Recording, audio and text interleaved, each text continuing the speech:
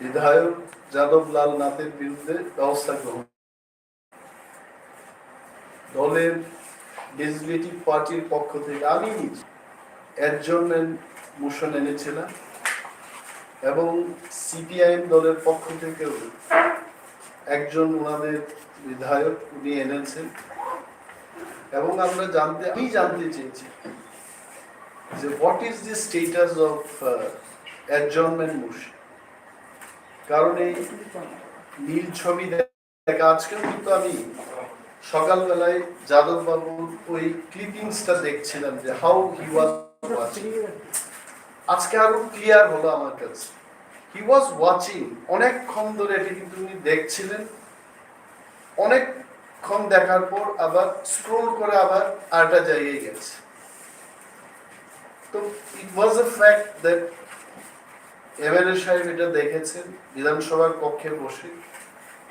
তো এটা আমাদের জানার অধিকার, এটা আমাদের অধিকার ছিল যে অ্যাডজর্নমেন্ট মোশন এই বিধানসভাকে এবং বিধানসভার যে মানটা মর্যাদা এটাকে নষ্ট করার প্রতিবাদে আমাদের আলোচনার একটা সুযোগ দেওয়ার দরকার ছিল। কিন্তু আপনারা দেখেছেন যে when I was asking question what is the status of my adjournment motion, তখন কিন্তু মাননীয় অধ্যক্ষ মহোদয় শুধু বলেছেন যে এটা আমি শুনবো এবং আমার দিকে চাননি। কিন্তু he did not look at me at all. একজন বিরোধী দলনেতা, forget about অনিমেষ দেববর্মা, বিরোধী দলনেতার একটা চেয়ার থাকে এবং বিধানসভা only declared their post. বিরোধী দলনেতা যখন উঠে এই কথা বলেন, even other opposition group they sit down. আপনারা দেখেছেন সিপিআইএম দলের পরিষদীয় দলনেতা জিতেন্দ্র বাবু উনি বসে পড়েছেন সেই। কংগ্রেস দলের পক্ষ থেকে 3 জন বিধায়ক ছিলেন, all 3 of them they are politically senior to, তারপরেও ওনারা বসে পড়েছেন। কিন্তু মাননীয় স্পিকার আমার দিকে চাননি, শুধু বলেছেন যে আমি ব্যাপারটা শুনব বলে কিন্তু মুখ্যমন্ত্রী এবং পরিষদীয় বিষয়ক মন্ত্রীর দিকে চেয়ে ওনারা কি সিগন্যালটা দেবেন এই সিগন্যালের অপেক্ষায় ছিল। and then we had no other option. গণতন্ত্রে যখন আপনার অধিকারটাকে কেড়ে নেওয়া হয়, you have only option is এটাকে গণতান্ত্রিকভাবে আন্দোলন করা এবং ওয়েলে গিয়ে আমরা স্লোগান দিয়ে এটার প্রতিবাদ জানিয়েছি, দাবি তুলেছি। পরবর্তী সময় স্পিকার বললেন যে অনিমেষ বাবু আমি তো আপনাকে বলেছিলাম যে এই বাজেট পেশ হওয়ার পর আমি ঘটনাটা নিয়ে শুনব, কিন্তু শুনবো and see my question was very clear. আমি আজকেও বুঝছি দি কোয়েশ্চন ওয়াজ আমার মোশনটা কি অ্যাকসেপ্ট হলো না রিজেক্ট। তো এতক্ষণ ধরে চেঁচামেচি হচ্ছিল হাউসের মধ্যে, তখনও তো স্পিকার মহোদয় বলতে পারতেন যে হ্যাঁ আমি আপনাদের আলোচনার সুযোগ দেব, আপনারা যার যার সিটে চলে যান। উনি বলেননি কি, he did not tell anything. তো এইভাবে হু স্পিকার, স্পিকার কি? আবার আমি আমাদের রাজ্যের সমস্ত অংশের মানুষকে আবার স্মরণ করিয়ে দিতে চাই, স্পিকার ইজ এ নিরপেক্ষ ব্যক্তি। He does not belong to BJP. When he sits in the house, he is a neutral man. He does not belong to Tipramotha. He does not belong to CPM and Congress. উনি একজন নিরপেক্ষ ব্যক্তি, হাউসকে পরিচালনা করবেন। মাননীয় মুখ্যমন্ত্রীর যেমন speaker, Animesh Debbarma বিরোধী দলনেতারও উনি speaker, and we expect neutrality from him. কিন্তু সেদিন কি দৃশ্য দেখলাম, আপনারা আপনাদের ভিডিও ফুটেজ দেখুন, he was not looking at me at all. এবং শাসক দলের লোকেরা এত কথা বলেছে সেদিন, মাইক অন ছিল এবং আমাদের সমস্ত বিরোধী দলের সদস্যদের মাইক বন্ধ করে দিয়েছে। আমি কতবার গেলাম মাইকের দিকে, can I talk, can I get into the matter, আমার মাইকটা এটা অফই ছিল। তো এই যে ঘটনার প্রতিক্রিয়া জানাতে গিয়ে রাজ্যের মাননীয় মুখ্যমন্ত্রী এবং হাউসের যিনি লিডার অফ দি হাউস, আমি তো leader of the opposition, but professor doctor Manik Saha, the honorable CM of the state is leader of the house, অনেক উপরে উনি আছে। উনি টিপ্রামথা সিপিআইএম এবং কংগ্রেস দলের বিধায়করা যেভাবে আমরা ওয়েলে গিয়ে যে আন্দোলনটা করি, we did not want to do that, কেন আমরা সেটা করব? যদি আমাদের দাবি, we only wanted আলোচনাই আপনি করবেন না, আপনারা আলোচনার জন্য অনুমতি দেননি, এটা আপনাদের দোষ। আন্দোলন আমাদের করতে হয়েছে। we never wanted এই ধরনের হট্টগোল বিধানসভার মধ্যে আমরা করব, এটা আমরা কখনোই আমরা ভাবিও না, এবং এটা আমাদের করতে হয়েছে।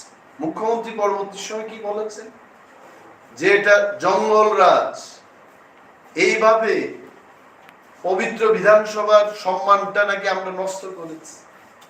নাও আওয়ার কোয়েশ্চেন ইজ, এই জঙ্গল রাজ যেহেতু উনি বলেছেন যে পবিত্র বিধানসভাকে অপবিত্র করেছে, তো যিনি বিধানসভার মধ্যে বসে নীল ছবি দেখেছেন, তার বিরুদ্ধে ওনারা একটা কথাও বলেননি।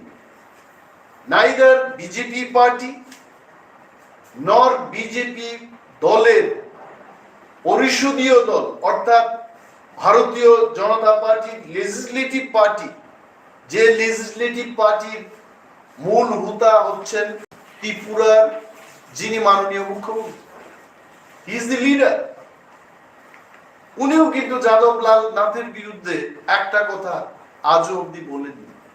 What about honorable speaker? He also did not tell. তো যে ব্যক্তি অপবিত্র করেছে বিধানসভাকে, তার প্রতিবাদে, তার বিরুদ্ধে রাজ্যের মর্যাদা, বিধানসভার মর্যাদা সারা দেশে এটা আলোচনা হয়েছে। এই লোকটার বিরুদ্ধে যখন আমরা পবিত্রতাকে রক্ষা করার জন্য সোচ্চার হলাম, তখন রাজ্যের মাননীয় মুখ্যমন্ত্রী বলেছেন যে জঙ্গল রাজ আমরা তৈরি করেছি বিধানসভার মধ্যে। অতীব দুঃখজনক। রাজ্যের মানুষ বিচার করবেন। এখন কি বার্তা গেছে মানুষের কাছে? এটাই বার্তা গেছে যে যদি একজন এমএলএ বসে বিধানসভার মধ্যে নীল ছবি দেখতে পারে, এনি সিটিজেন, এই রাজ্যের যে কোনো নাগরিক যে কোনো জায়গায় নীল ছবি দেখলে তাকে সাজা শাস্তি দেওয়া যাবে? I don't think.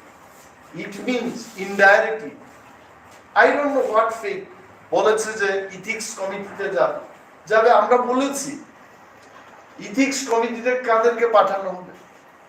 আমি যদিও এত বেশি আইন জানি, তারপরেও বলছি কোন কোর্ট কেস পেন্ডিং আছে, কোন ধরনের অতীব মাত্রায় আইনের দৃষ্টিভঙ্গিতে, আইনের দৃষ্টিতে যদি কেউ কোনো আনইথিক্যাল কাজ করে থাকে, নরমালি সাচ কেসেস এইগুলো ইথিক্স কমিটির মধ্যে।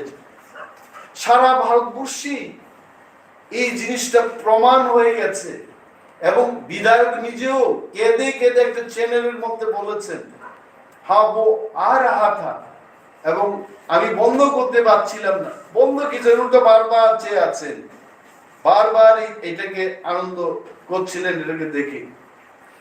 তারপরেও যদি অ্যাকশন না নেয়, এটা ইথিক্স কমিটি কি হবে? Okay, let them decide in ethics committee. তবে বিধানসভার মধ্যে কমিটিগুলো কি করা হয় অনেকেরই জানা নেই। নরমালি শাসক দলের বহু লোক, 9 জনের কমিটির মধ্যে আপনারা দেখবেন 6 জনই শাসক দল, এবং একজন বা দুইজন তিনজন বিরোধী দলের সদস্যরা সেখানে থাকে। সেখানে আমাদের সন্দেহ ছিল যে ইথিক্স কমিটিতে এটাকে 1 নম্বর পাঠানোর দরকার নেই, কারণ বিধায়ক নিজেও স্বীকার করেছেন ওনাকে শাস্তির ব্যবস্থা গ্রহণ, ওনার বিরুদ্ধে শাস্তির ব্যবস্থা গ্রহণ করা হোক। কারণ কর্ণাটকে এই ধরনের ঘটনা হয়েছিল, তখন সেখানকার স্পিকার অ্যাকশন নিয়েছেন। উড়িষ্যাতে এমন ঘটনা হয়েছে একজন কংগ্রেস বিধায়কের সাথে, ওনাকে অ্যাকশন না হলো, সাসপেন্ড করা হলো। গুজরাটে 2 জন বিজেপি বিধায়কের এই ধরনের ঘটনায় জড়িত হওয়ার অনেক পত্রপত্রিকায় উল্লেখিত সংবাদগুলো আমি দেখেছি, সেখানেও অ্যাকশন নেওয়া হয়েছে। তো এখানে যাদব বাবুর বিরুদ্ধে তারা অ্যাকশন নেবে না কেন? Maybe they have problem with their numbers, কারণ 31 জন যাদব বাবুকে যদি সাসপেনশন বা ডিসমিস করা হয় তাহলে সংখ্যাটা 30-এ গিয়ে দাঁড়াবে। But it does not mean যে রাজ্যের মানুষকে একটা ভুল বার্তা দেবে যে নীল ছবি দেখে বিধানসভার মধ্যে যুব সমাজকে আমরা কি মেসেজ দিতে চেষ্টা করছি। দিস ইজ রিয়েলি রং, এবং আমরা খুব দুঃখিত এই ব্যাপারে, এবং আবারও নিন্দা জানাচ্ছি। এবং মুখ্যমন্ত্রী এই ব্যাপারে অন্তত যা আমাদের বিরুদ্ধে কথা না বলে যাদব লাল নাথের বিরুদ্ধে একটা কিছু বয়ান ওনার দেওয়া উচিত, এটা আমরা মনে করি। এবং ত্রিপুরা বিধানসভার ইতিহাসে 5 জন বিধায়ককে সাসপেন্ড করা হলো একই দিন। কেন? যারা পবিত্র বিধানসভার মর্যাদাকে রক্ষা করতে চায় তারা আন্দোলন করেছে, আর যে মর্যাদাকে হানি করেছে, মর্যাদাকে নষ্ট করেছে, তাকে রক্ষা করতে গিয়ে যারা বিধানসভার মর্যাদাকে রক্ষা করবে তাদেরকে সাসপেনশন করেছে। Now let the people of Tripura judge the decision of honorable speaker and leader of the house. কে এদের নামটাকে প্রস্তাব দিয়েছে? ত্রিপুরার মাননীয় মুখ্যমন্ত্রী। This is one.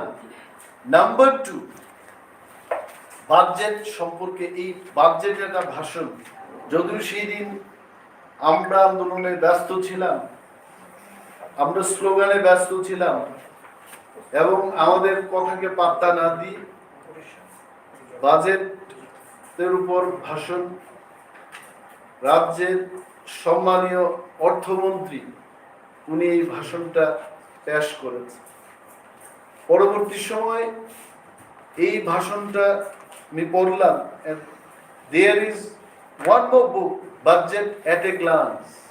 এটা হচ্ছে কি বলে বাংলায়, সংক্ষেপ, সার সংক্ষেপ, ডিটেইলস এটার উপর আরো বই আছে।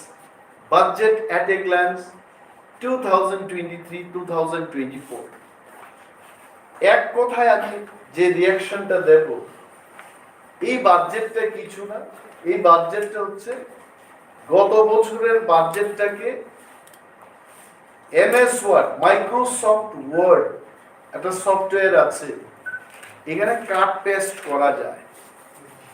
মানে নিরঞ্জনের নামের পরিবর্তে অমিতাভ শুধু বদলে দিয়ে বলছে যে এটা একটা বাজেট। বাজেট জিনিসটা কি? What is budget? আমার নলেজে বাজেটটা হচ্ছে 2 ধরনের। বাজেটে যে হেডটা থাকে, one is revenue budget, the other one is capital budget.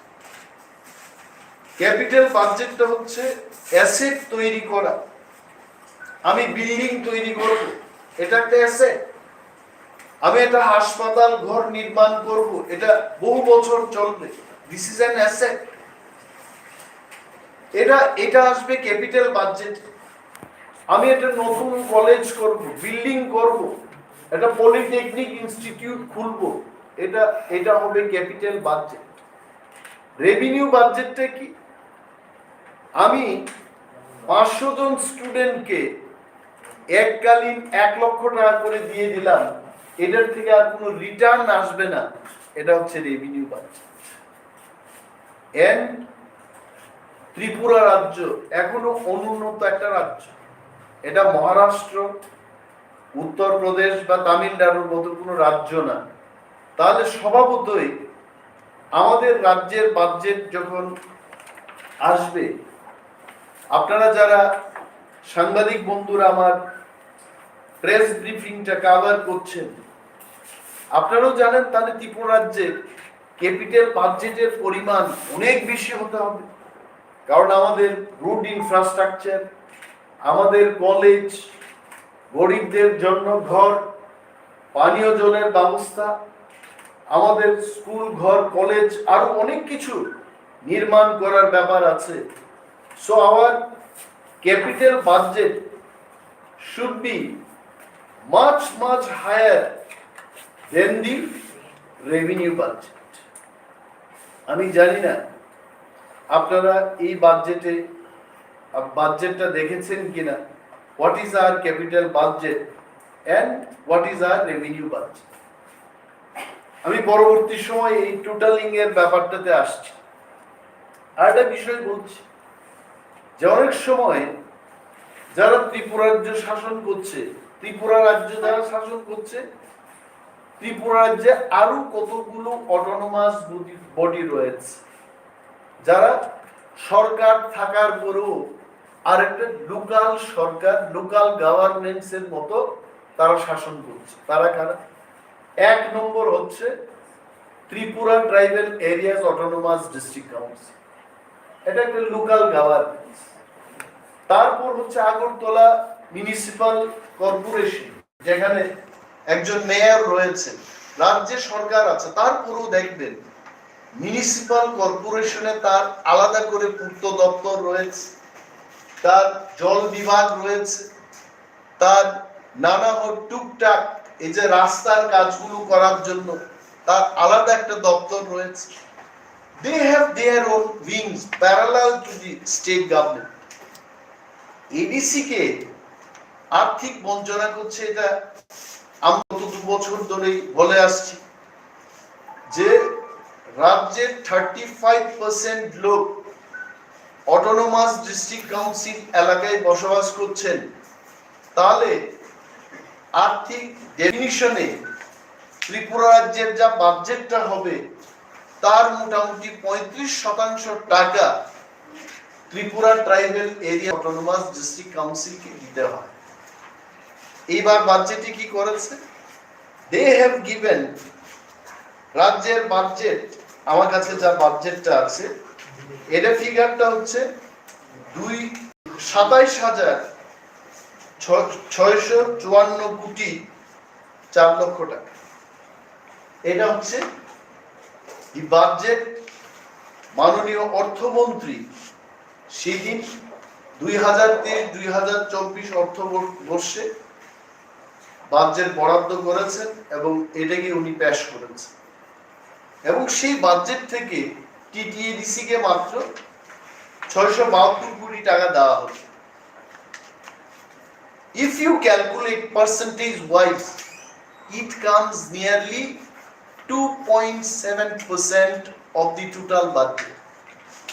যেখানে 35% লোক বসবাস করছে সেখানে মাত্র বাজেটটা দেওয়া হলো 2.7%। তাহলে রাজ্যের সরকার পরিচালনায় যারা আছেন তারাই বলছে এডিসিতে কেন কাজ হচ্ছে না, এডিসিতে যতগুলো কাজ হচ্ছে সেখান থেকে দুর্নীতি হচ্ছে, টাকাই নিয়ে সেখানে দুর্নীতি কি করা হবে? They have proved again. এবং এই 672 কোটি টাকা থেকে টেক মাই স্টেটমেন্ট, আমার স্টেটমেন্টকে রেকর্ড করে নিন, 580 কোটি টাকা চলে যাবে only for salaries and pension. থাকবে কয় কোটি টাকা? রাউন্ড অ্যাবাউট 92 crores ডেভেলপমেন্ট ওয়ার্কের জন্য থাকবে। 1 কিলোমিটার সড়ক পিচের রাস্তা তৈরি করতে খরচ পড়ে 1 কোটি টাকা। এবং এডিসিতে বর্তমানে 25টি দপ্তর রয়েছে। একটা দপ্তরকে যদি 1 কোটি টাকা বরাদ্দ করে 25 কোটি টাকা সেখান থেকে চলে যাবে। এডিসির কাছে 1183 কিলোমিটার সড়ক আছে, যেটা এডিসি কে রক্ষা করতে হবে।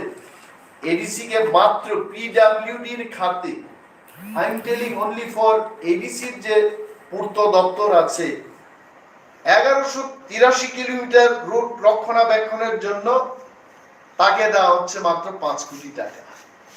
How they will do? সমস্ত সড়ক ব্যবস্থা ভেঙে চুরমার হয়ে গেছে, নাথিং ইজ দেয়ার। এখানে অনেক জায়গায়, আমি ডিটেইলসে যাব না যে ট্রাইবাল ওয়েলফেয়ার ডিপার্টমেন্টে সেখানে কি দিয়েছে, বিকজ এডিসির কথা বললেই তো হবে না, যেহেতু এটা রাজ্যের জন্য বাজেট। এই বাজেটে আপনারা এই কপিটা সংগ্রহ করে পড়বেন। বাজেটের ইউ অ্যাপ্রোচ দি বাজেট, আমি কিন্তু তার ভাষা দিয়েই দেখব। মোস্ট অফ দি স্টেটমেন্ট, এখানে 177টা স্টেটমেন্ট দিয়েছেন ওনার বক্তব্যে, পয়েন্ট দিয়েছে মাননীয় অর্থমন্ত্রী। এই 177টা স্টেটমেন্টের মধ্যে আপনারা দেখবেন যে যেগুলো হয়ে গেছে এটা বেশি কথা উল্লেখ করেছে, এবং হবে এই কথা অনেক কম, আর আশা আছে অনেক বেশি। তাহলে আপনি আশা নিয়ে বসে থাকবেন যে বাজেটটা আমি বললাম, এটি কিন্তু 611 crore ডেফিসিট। ডেফিসিটকে বাংলাতে কি বলে? ঘাটতি। এই রাজ্যের কোনো রিসোর্স নেই, এখানে কোনো ইন্ডাস্ট্রি নেই, নাথিং। আমাদের যা আসছে কোথা থেকে আসছে? কেন্দ্র সরকার। মানে কৃষকরা যাই জল পাচ্ছে, বরুণ দেবতা যখন উপর থেকে বৃষ্টি দেবে তখনই হবে। এই তো কেন্দ্রের সরকার যা টাকা দেবে, এটাই আমাদের সোর্স। তো কেন্দ্রে মোদিজির সরকার, ত্রিপুরার যে মানিকজির সরকার, উভয়ই বিজেপির মানুষ এবং বিজেপির সরকার, ডাবল ইঞ্জিন। বিগ ইঞ্জিন হচ্ছে কেন্দ্রের বিজেপি সরকার, স্মল ইঞ্জিনটা হচ্ছে ত্রিপুরার সরকার। তো ডাবল ইঞ্জিনের সরকার থেকেও ঘাটতির বাজেট করেছে 611 কোটি টাকা। কে দেবে? তার মানে যতগুলো ডিটেইলস বাজেটে বলেছে, ভাই তোমাকে আমি লাড্ডু খাওয়াবো, তোমাকে আমি স্কলারশিপ দেব, তোমাকে আমি একটা ঘর দেব, এই 611 কোটি টাকা যদি না আসে, আমি ধরেই নিলাম যদি না আসে, তাহলে এই যে মানুষকে ফলাও ভাবে বলতে চেষ্টা করেছে তোমাকেও দেব, তোমাকেও দেব, মিথ্যা কথা। এবং if you see the record, last year বাজেটে যা যা কথা বলেছে 100% কাজ তারা করে নাই। And the biggest proof is ADC কে গত বছর 619 কোটি টাকা এরা প্রমিস করেছে অ্যাপ্রোপ্রিয়েটেড বাজেট, তার থেকে মাত্র 80-82% টাকা দিয়েছে। মোর 18% বা 20% টাকা এডিসি কে দেয় না। দ্যাট ইজ ওয়াই এডিসি তে কর্মচারী আন্দোলন হচ্ছে, বেতন আটকে দিয়েছে।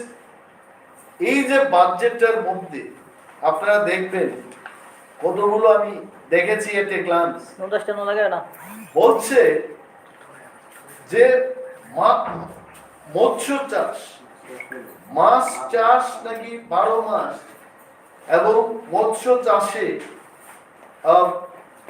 নতুন করে এখনো আমরা স্বনির্ভর হতে পারছি না।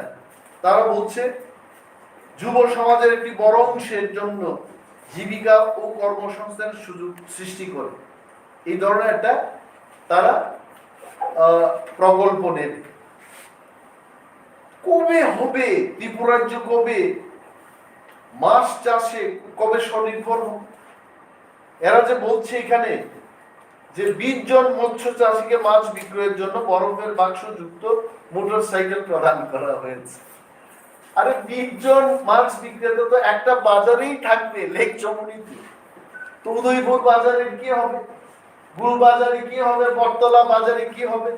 আমি তো খোয়াইয়ের ছেলে, সুভাষ পার্কে খোয়াইয়ের যে মাছ বাজার আছে, মিনিমাম 10 থেকে 12 শুধু মাছের স্টল হবে সেখানে।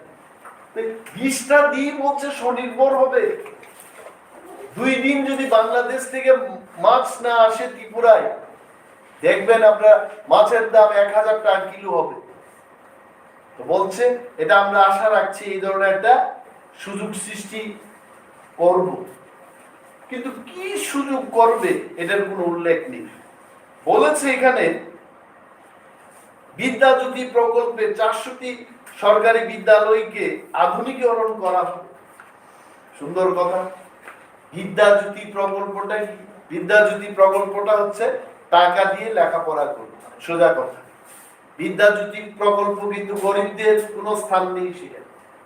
গরিব ঘরের ছেলেরা পড়তে পারবে না। আমি আগেও বলেছি, একটা পরিবারে যদি 3 জন ছেলে মেয়ে থাকে, তাকে কিন্তু প্রতি বছর এডমিশনের জন্য পয়সা দিয়ে, ফ্রিতে নয়, পয়সা দিয়ে সেখানে পড়াশোনা করতে হবে।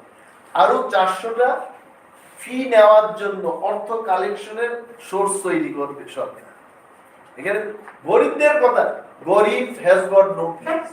মানে এই 400টা স্কুল যে খুলছে, এখানে বিপিএল অন্তর্দয়, আপনারা বাড়িতে গ্রাম্য বাংলায় ঘুমায় থাকেন বাড়িতে, আপনাদের কোনো স্থান নাই। এটার বলছে যে আগামী 5 বছর 2000 কোটি টাকা খরচ করা হবে। এই 2000 কোটি টাকা খরচ করে মানুষের থেকে অর্থ নেওয়া। That's it. আপনারা দেখবেন আরো কয়টা জায়গায় কয়টা পয়েন্টই করছে। বলছে এখানে কত অন্তর্দয় অন্ন যোজনার অন্তর্ভুক্ত মোট এটা 1,10,000 6,02,682টি পরিবারকে বিনামূল্যে চাল বিতরণ করছে। I tell you, আজকেও আমি কিছু কাট মোশন দিয়েছি। তবে যিনি food and civil supplies and consumer affairs এর মন্ত্রী, he is a young minister, I am sure না নজরে যাওয়া উচিত। He will try, he is trying in fact. এবং অনেক ভিলেজ কমিটিতে এখনো এক একটা ভিলেজ কমিটিতে এক একটা ফেয়ার প্রাইস শপ, অর্থাৎ ন্যায্য মূল্যের দোকান। এটাই তো বলে, আগে বোর্ডিং এ যখন পড়াশোনা করতাম দেখতাম ন্যায্য মূল্যের দোকান, জানতাম না তো। এখানে গেলে কাকুরা বসে এটার মধ্যে দেখে কি বলে, চিনির পরিমাপ করে, তেলের পরিমাপ করে। তো গেলে আমাদের বলতো কাকু আয়ো আয়ো, চিনি দিয়ে দিত, আমরা চিনি খাই না। ন্যায্য মূল্যের দোকান। আজকে আমি ন্যায্য মূল্যের দোকানে যাই, আটা সরবরাহ করছে, আটার কোনো দেখা নেই। চিনি দেওয়া হচ্ছে, চিনির কোনো দেখা নেই। সরিষার তেল, সর্ষের তেল, সর্দি যাদের হবে আগে, ন্যায্য মূল্যের দোকানের থেকে যদি সর্ষের তেল এই জায়গায় একটু মেখে যদি করে দেওয়া যায়, সর্দি শেষ। ন্যায্য মূল্যের দোকানে সরিষার তেল নেই। কি আছে? বড় বড় চাল, থালাই করলে পরে ব্যাঙের মতো লাফাবে, এই ধরনের চাল দেওয়া হচ্ছে। তো এই যে ব্যবস্থা, 6 লক্ষ এত পরিবারকে বিনামূল্যে চাল বিতরণ। I would request honourable minister for food and civil supplies and consumer affairs, হঠাৎ একটা পরিদর্শন না জানিয়ে অনেকগুলো ন্যায্য মূল্যের দোকানে উনি যদি এই ধরনের হানাদারির ব্যবস্থা করে, উনি পেয়ে যাবেন। I am only requesting. এখানে বলেছে যে এই ধরনের ব্যবস্থা ওনারা করছেন এবং আরো বহু পরিবারকে দেবে। কিন্তু একটা ভিলেজ কমিটি ন্যায্য মূল্যের দোকান, আর একটা জায়গায় লোক 6-7 কিলোমিটার পায়ে হেঁটে আর একটা ভিলেজ কমিটিতে গিয়ে রেশনের চাল দিতে হচ্ছে। এইগুলোর কিন্তু কোনো উল্লেখ নেই। I tell you, tribal welfare এটা হাস্যকর। 68 নম্বর অর্থমন্ত্রীর স্টেটমেন্টে, 68 নম্বর, এটা কম কথা নাকি? মানে তার আগে 66টা স্টেটমেন্ট উনি দিয়ে ফেলেছেন। আমি সেদিকে যাব। কুমলুং হেডকোয়ার্টারে আপনারা অনেকেই যারা সাংবাদিক বন্ধুরা কুমলুং পার্কে গেছে।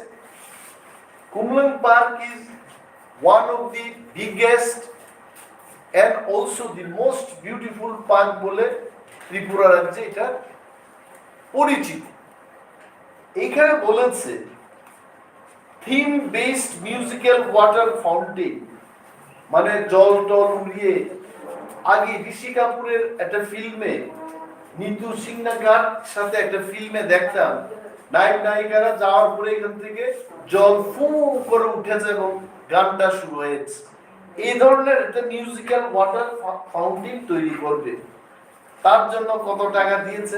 Only 1 crore, only 1 crore। আমি ভাবলাম যে ত্রিপুরা রাজ্যের সেকেন্ড ক্যাপিটাল হচ্ছে খুলনা, এটা মানুষের মুখে মুখে, মানে আগামী দিন যদি রাজ্য সরকার আরেকটা রাজধানী ঘোষণা করে, definitely it will go to Khulna. এটা লজ্জার কথা যে কুমুন্ডে একটা ওয়াটার ফাউন্টেন তৈরি করবে অনলি 1 crore, যেখানে বেঙ্গালুরে, কলকাতায় বা বিভিন্ন জায়গায়, গুয়াহাটিতে ওয়াটার ফাউন্টেনের জন্য 50 কোটি, 100 কোটি, 150 কোটি বরাদ্দ হচ্ছে। They have given only 1 crore। লজ্জার কথা, আই টেল ইউ। সে যাই হোক, এটা মাননীয় মন্ত্রী মহোদয়রাও শুনবেন, ওনারা দেখবেন এই বাজেটটা কেন এইবার বাজেটটা করেছে। স্কিল ডেভেলপমেন্ট হচ্ছে, স্কিল এখানে অনেক বেকার যুবকরা যারা চাকরি পায়নি, আপনাদের রিপোর্টারদের মধ্যে যার নাই কোনো গতি, সে কিন্তু রাজনীতি করে না, অনেকে সাংবাদিকতার কাজে আপনার যুক্ত হয়েছে। আমাকে অনেকে বলে, দাদা 80,000 টাকা যদি আপনি বন্দোবস্ত করতে পারেন, আমি কিন্তু সাংবাদিকতার কাজে নামিয়ে যাব। কেন? তুমি একটা এমএ পাস করা ছেলে, তাও ইংরেজিতে, তুমি কেন? করতাম কি, আর তো কোনো উপায় নেই। আছে সাংবাদিক বন্ধুদের মধ্যে অনেক ব্যথিত চিত্ত শিক্ষিত যুবক যুবতীরা আছেন, আমি জানি। I am painful for you, কারণ আমি কিছু করতে পারছি না। এইখানে বলেছে যে 22,000-এর বিগত 5 বছরে রাজ্যের 22,000-এর বেশি সংখ্যক যুবক যুবতীকে বিভিন্ন দক্ষতা অর্জনের প্রশিক্ষণ দেওয়া হয়েছে। তাদের মধ্যে অনেকে রাজ্যে এবং বহিরাজ্যে বিভিন্ন পেশায় নিয়োজিত হয়েছে। আমি আপনাদের মাধ্যমে রাজ্যের প্রতিটি মানুষকে এটা জানাতে চাই যে আপনারা বলেন, আপনার গ্রামে দেখেন, আপনার এলাকায় দেখেন, কে বা কারা এই স্কিল ডেভেলপমেন্টে শিক্ষা নিয়ে এরা বাইরে কতজন চাকরি করছে, এটা কোনো উল্লেখ নেই। কোন ইয়েতে, আমি প্রশ্ন করব, কোন কোম্পানি, কেমন কোম্পানিতে? নাথিং। স্কিল ডেভেলপমেন্ট হচ্ছে 3 দিনের কোর্স, 1 মাসের কোর্স। কি হারে যে টাকা নষ্ট হচ্ছে, আরে when এইগুলোর মনিটরিং হওয়া উচিত, সাকসেস স্টোরি গুলো আসা উচিত। নাথিং। আজকে অনেকগুলো ছেলে মেয়ে তারা in the name of skill development এরা কোর্সটা করছে আর কোথাও চাকরি পাচ্ছে। তাতে কি হচ্ছে? যাদের একটা আশা ছিল স্কিল ডেভেলপমেন্ট করে আমি একটা কিছু চাকরি পাবো, যখন জানতে পারছে যে কোয়ালিটিতে স্কিল ডেভেলপমেন্টটা হচ্ছে, ঠিক স্কিল ডেভেলপমেন্ট করে কিন্তু 5 স্টার হোটেলে আমি অনেককে দেখেছি যে ওয়েটারদের আমরা যখন জিজ্ঞেস করি, ইউ আর ফ্রম, বলছে I am from West Bengal. What is your name? Guru Saday না। তোমার বাড়ি কোথায়? তো ওয়েস্ট বেঙ্গলের লোক, আমি বাংলায় বলবো। বলছে স্যার আমি 24 পরগনা ডিস্ট্রিক্ট। গুড। কোথা থেকে এসছো? বলছে আমি বাংলা, মানে 24 পরগনা থেকে এসেছি। তো কি কোর্সটা করেছো? Skill development for 1 year hotel management. কেমন টাকা পাচ্ছ? বলতে 27,000 টাকা। Very good, they very happy.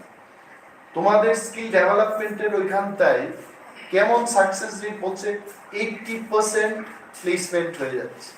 আর আমার ত্রিপুরার যে সমস্ত স্কিল ডেভেলপমেন্টের কোর্স চালু আছে, what is their success rate? Most of the students এরা এই সমস্ত স্কিল ডেভেলপমেন্ট সেন্টারে গিয়ে নট ইভেন 30% ছেলেরা চাকরি বাকরি পাচ্ছে। এই যে মেসেজটা যাচ্ছে, তাতে যুব সমাজের মধ্যে একটা হতাশার সৃষ্টি হয়েছে। স্কিল ডেভেলপমেন্ট কি বলবে তখন স্কিল ডেভেলপমেন্ট কইরাও যখন চাকরি পাইতে যায় তো এটা কইলে কি it has gone to that level বলেছে এটার মধ্যে এরা এই কথাগুলো বলেছে রুটস এন্ড ব্রিজেস বলেছে যে গত বছরে যা করেছে এটি লিখেছে এর কি লিখেছে বলছে যে 150 কিলোমিটার জাতীয় সড়ক কে করছে জাতীয় সড়ক কি ত্রিপুরা সরকার করছে এটা আমার প্রশ্ন আমি আপনাদের বলি জাতীয় সড়ক নির্মাণের জন্য NHIDCL আছে national highway infrastructure development corporation limited এখানে ত্রিপুরার ইঞ্জিনিয়ারদের বা ত্রিপুরার পূর্ত দপ্তরের কোনো কথা চলে না এরা দিল্লি থেকে আসছে দিল্লির সমস্ত কথা এখানে কাজ হচ্ছে বাইরের কন্ট্রাক্টররা এসে কাজ করছে যা কাজ করছে ত্রিপুরায় এটা কি বলে এটা বলার আর অপেক্ষা রাখে না এটি তো বলে বাংলায় মানে এটা আর কয়া লাভ নাই কি বিকাশ ন্যাশনাল হাইওয়ে আমার অভিজ্ঞতায় আমি বলছি ন্যাশনাল হাইওয়ে যখন তৈরি হবে ইটের কোনো প্রয়োগ করা যাবে না নো ইট নো ব্রিক্স কিন্তু আপনি গিয়ে দেখুন খোয়াই কমলপুর রুট এবং খোয়াই থেকে এখন আগরতলা পর্যন্ত যে রুটটা হলো সমস্ত ড্রেনের যে ওয়ালে ড্রেন করছে ওয়াল হচ্ছে তো ইট দিয়ে এরা করছে এবং সরকার একদম চুপচাপ no committee no enquiry no inspection nothing কিন্তু এখানে গর্ব করে লিখছে যে 2022-23 অর্থবর্ষে 150 কিলোমিটার জাতীয় সড়ক তারা তৈরি করেছে মানে কেন্দ্রীয় সরকার করছে তারপর লিখেছে 30 কিলোমিটার রাজ্য সড়ক নির্মাণ করা হয়েছে 30 কিলোমিটার এডিসির হাতে বন্ধু আপনাদের বলছি আমি 30 এডিসির হাতে 1183 কিলোমিটার সড়ক আছে আর রাজ্যের কাছে তো কত কিলোমিটার সড়ক আছে এটা আপনারা বুঝতেই পারছেন অনলি 23 কিলোমিটার রাজ্য সড়ক নির্মাণ করেছে এবং আগামী দিন কি করবে 3টি রোড ওভারব্রিজ নির্মাণ করা হবে only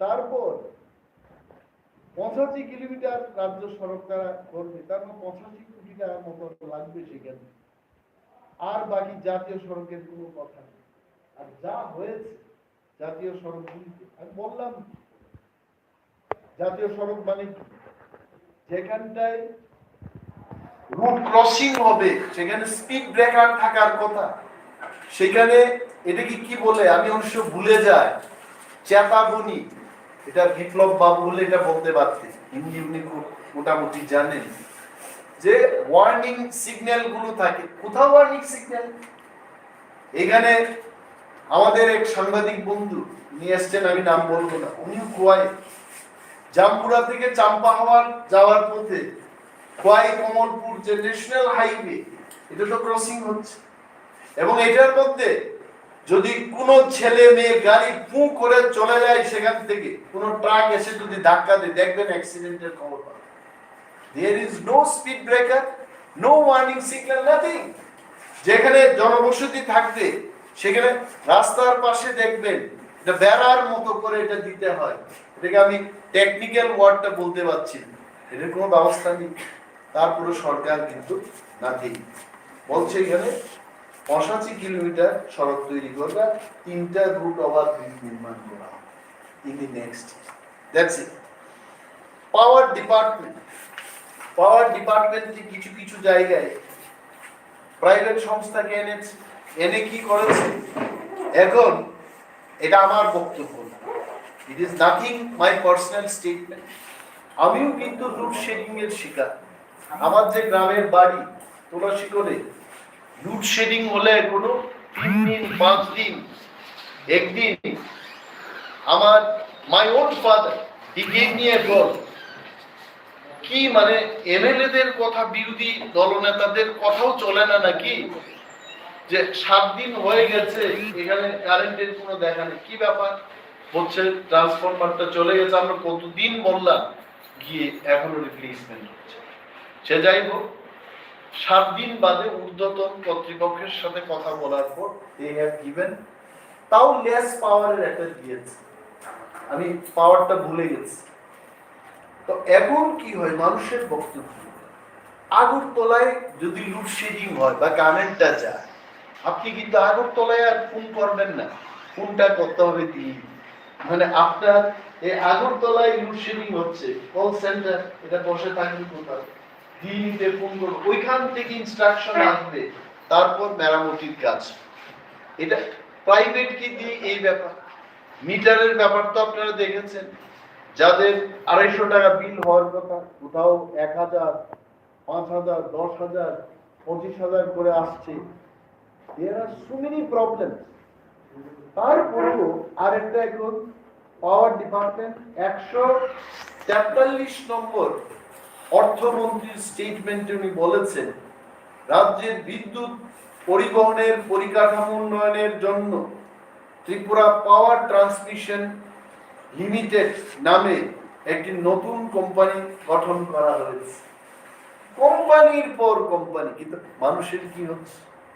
I would like to draw kind attention, আমাদের রাজ্যের বর্ষিয়ান লিডার খুব পরিপক্ক, উনি অ্যাজ এ পলিটিশিয়ান, উনার হাতে এই দপ্তর। এখনো লোডশেডিং, আমার নিজস্ব মহকুমা গোয়ায়, এখানে প্রত্যন্ত অঞ্চলে লোডশেডিং এত বেশি করে হচ্ছে, আমি ওনাকে কেউ বলেছে একদিন, যেটা দয়া করে, মানে অফিসিয়ালি না হলো একটু যেন দয়াটা আসে, কাইন্ডলি এটাকে দেখবে। উনি আমাকে বলেছেন যে অনিমেষ বাবু, গরমকালে কি একটা থাকে, কারেন্টের তার এবং বুশ নাকি, এগুলো গরম হলে পর তারগুলো ছিঁড়ে যায় এবং ছিঁড়ে গিয়ে এই লোডশেডিংটা। তা আমার কথা হচ্ছে, এত সব কোম্পানি হচ্ছে, প্রাইভেট কোম্পানিগুলোর সাথে জয়েন্ট ভেঞ্চার হচ্ছে, নতুন নতুন কোম্পানি হচ্ছে, তো এই বুশগুলো কি করে গরমে আগুনে জ্বলে যায়, এগুলো ব্যবস্থা গ্রহণ তো দপ্তরেরই করতে হবে। যেমন রথযাত্রার দিন এই বৈদ্যুতিক লাইনের কারণে বিদ্যুৎ পৃষ্ঠ হয়ে এতগুলো লোক মারা গেল, আপনারা দেখেছেন? বিদ্যুৎ দপ্তর থেকে, আমি বলছি না শুধু মন্ত্রী, বিদ্যুৎ দপ্তরের থেকে আপনারা কোন সরকারি স্টেটমেন্ট দেখেছেন? I don't. এই দপ্তর থেকে করেছেন, মিনিস্টার স্টেটমেন্ট করেছেন, যেটা আমি দেখি। কি করেছেন? যে ডিপার্টমেন্ট এনকোয়ারি হবে, কেউর বিরুদ্ধে অ্যাকশন হয়েছে? No action, nothing. এতগুলো লোক মারা গেছে। এই যে এই ব্যবস্থাগুলো, এইগুলো সরকার আগে, কিন্তু আগেও তো বিদ্যুৎ দপ্তর ছিল, এখনের বিদ্যুৎ দপ্তর আগের তুলনায় কিন্তু সার্ভিসটা অনেক কমে গেছে, কিন্তু নতুন নতুন কোম্পানি হচ্ছে, এটা বলে রাখলাম। এবং এটা হচ্ছে কর্মচারীদের, যারা কর্মচারী, ওনাদের একমাত্র সোর্স হচ্ছে বেতন। আর গ্রাম্য বাংলায় যারা বুড়া হয়ে গেল, মানে বৃদ্ধ, বার্ধক্য হওয়ার পর 60 বছরের পরে তাদের পেনশন হলে এই পেনশনের টাকা দিয়ে চলতে। অনেক ফ্যামিলিতে, আমি এই গল্প বলবো না, কারণ গল্প বলে সাসপেনশন হয়েছে, আমি গল্প বলবো, কিন্তু একটা গল্প ছিল বলা, গল্প ছিল, এই গল্প বলবো না, এটা বেকারের গল্প। একজন বৃদ্ধ লোক নাকি মুখ্যমন্ত্রীর কাছে গেছে। আমি এক বিধানসভার মধ্যে তো কথা বলছি না, আমাকে কেউ সাসপেন্ড করবে। মুখ্যমন্ত্রীর কাছে একজন বৃদ্ধ লোক গেছেন, যার 5 সন্তান, তো 5টা ছেলে, অল আর গ্রাজুয়েটস, মাস্টার ডিগ্রি হোল্ডার্স এবং ইঞ্জিনিয়ার, এটাই বলেছে। তো মুখ্যমন্ত্রীর কাছে গেছে ছেলেদের চাকরি বাকরির জন্য। বলছে আপনার ছেলেরা কি করে? বলছে আমার একটা ছেলে ইলেকট্রিক ইলেকট্রিক্যাল ইঞ্জিনিয়ার, আর একজন কম্পিউটার সায়েন্স নিয়ে এমটেক, দুইজন গেল। আর তিনজনের মধ্যে আর দুইজন এরা মাস্টার ডিগ্রি করা জেনারেল কোর্স। আরেকজন কি করে বলছে, আরেকজন চুরি করে রাত্রি বেলা। কোথায় কি সর্বনাশ! আপনি এই চোরটাকে কেন বাড়িতে রাখলেন? এই চোরটাকে কেন বাড়ি থেকে তাড়িয়ে দিলেন? বৃদ্ধ লোক মুখ্যমন্ত্রীকে বলেছেন, আপনারা তো আর আমাদের ছেলে মেয়েদের চাকরি দেন না, কিন্তু ওই চুর ছেলেটার কারণে কিন্তু সংসারটা চলছে। চাকরি নেই, নাথিং। হাজার হাজার বেকার ত্রিপুরাজ্যে, লক্ষ বেকার, তাদের কোনো চাকরি নেই। সরকার শুধু ইন্টারভিউ নিচ্ছে, এটাকে ক্যান্সেল করছে, এই হচ্ছে সেই হচ্ছে, 3 বছর 2 বছর 9 মাস না দেই। তো এইখানে পেনশন স্কিমে এরা ন্যাশনাল পেনশন স্কিম চালু করেছে, যাকে সংক্ষেপে এনপিএস বলা হয়। 10% থেকে বাড়িয়ে 14% করেছে। আমি বলবো এই ন্যাশনাল পেনশন স্কিমে আমি যাব না, এটা অনেক, ইট ইজ কন্ট্রিবিউটরি, এটা কন্ট্রিবিউট করতে হবে। কিন্তু পুরনো যে পেনশন স্কিমটা ছিল, এটা এই ন্যাশনাল পেনশন স্কিমের চেয়ে আরো 100 গুণ ভালো স্কিম ছিল। অনেক রাজ্য, ভারতবর্ষের অনেক রাজ্য, তারা ন্যাশনাল পেনশন স্কিম চালু করার পর যখন দেখেছে কর্মচারী বন্ধুরা যারা পেনশনে যাবে তাদের অনেক ক্ষতি হচ্ছে, তখন অনেক আমাদের এই ভারতবর্ষের সরকারগুলো আবার পুনরায় এনপিএসটা ছেড়ে পুরনো কায়দায় গান চলছে। কিন্তু আমাদের এই রাজ্যে, ছোট্ট একটা ত্রিপুরা রাজ্য, এখানে ন্যাশনাল পেনশন স্কিমের কথাই জানা। কর্মচারীরা খুব আমাকে অনেক কর্মচারীরা ফোন করে বলেছে এটা কি বাজেট হবে। আমরা এই ব্যাপারে অনেক চিঠিপত্র লিখেছি, ডেপুটেশন দিয়েছি। অন্তত জীবনের শেষকালে সুস্থভাবে যখন শক্তি ছিল শরীরে, তখন তো সরকারের জন্য কাজ করেছি, কিন্তু বৃদ্ধ বয়সে পেনশনটা নিয়ে শেষ দিন পর্যন্ত 2 বেলা খেয়ে যাবো এই রস। কিন্তু সরকার এখনো এটার কোনো উল্লেখ না করে বলছে যে 10% থেকে 14% এরা কন্ট্রিবিউশন বাড়িয়ে দেয়। তো এই যে বাজেটটা, আসলে বাজেটটা কি জানেন? এটার মধ্যে কিছু নাই। ফাইন্যান্স আর অ্যাকাউন্টিং এর মধ্যে অনেক তফাৎ আছে। ফাইন্যান্সটা হচ্ছে স্বপ্ন যেমন তৈরি করা, মানুষের ভবিষ্যৎ তৈরি করে দেওয়া, রাজ্যের ভবিষ্যৎ তৈরি করে দেওয়া। এই বাজেটের মধ্যে এটা কিছু নাই। এই বাজেটটাই হচ্ছে 611 ক্রোড়সের একটা খুকলা। এটা টাকাই নাই, অত টাকা ছাড়া আশ্বাস দেওয়া হয়ে গেছে। মানে কি, মানে আপনার ক্যাপাসিটি হচ্ছে 1000 টাকা ব্যয় করা। আপনি কিন্তু ক্ষমতা দেখাইছেন, দাদাগিরি দেখাইছেন, আমি 1500 টাকা খরচ করতে পারি। Where is your money? So এই বাজেটটা খুব আশাব্যঞ্জক নয়, মানে খুব মানুষের ভালো হবে এটা না। আই এক্সপেক্টেড, এবং ডিটেইলসে আমি বাজেট শেষেও আলোচনা করব। আরো অনেক বেশি বাজেটের দরকার আছে, আই টেল ইউ। কারণ কত বছর এই ত্রিপুরা রাজ্য পিছিয়ে থাকবো আমরা, দিনের পর দিন শুধু আমরা পিছিয়ে গেলাম, আমাদের কিছুই হয়নি। তো এই বাজেটটা, I tell you, this is a deficit budget. এইরকম খুব বিরল ঘটনা আমার মনে হয় আমার শেষের দিকে, প্রথমার্ধে যখন ফার্স্ট টাইম এভাবে ছিলাম, তখন একটা বাজেটে 213 crores or 6 crores বাড়তি টাকা, এটাকে মানে ব্যালেন্স আগে ক্যারি ফরওয়ার্ড করে পরবর্তী বছরে নেওয়া হয়। আমাদের আর্থিক অবস্থা অনেক ভালো ছিল, আর তারপরেও এই এটা কি বলে খুকলা বাজেট পেশ করে এখানে মাননীয় অর্থমন্ত্রী বলেছে যে আমাদের ত্রিপুরার অর্থনৈতিক প্রবৃদ্ধির আনুমানিক হার 4.4%। এটা নাকি 8.8% ছিল, এটা আনুমানিক হার, মানে উনি অনুমান করতেছেন, এখনো কিন্তু সঠিকভাবে এটা বলতে পারেন না। এটা 4.4%, এটা কম আছে। আর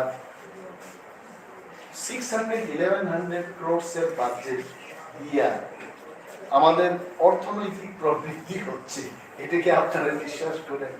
হ্যাঁ? আমারই কিছু নাই, এখানে যারা আছে তাদেরও কিছু নাই, 9 লক্ষের উপর বেকার তাদেরও কিছু নাই, তারপরেও যদি অর্থনৈতিক প্রবৃদ্ধি হয়, এই স্টেটমেন্টটা কি মানা যায়?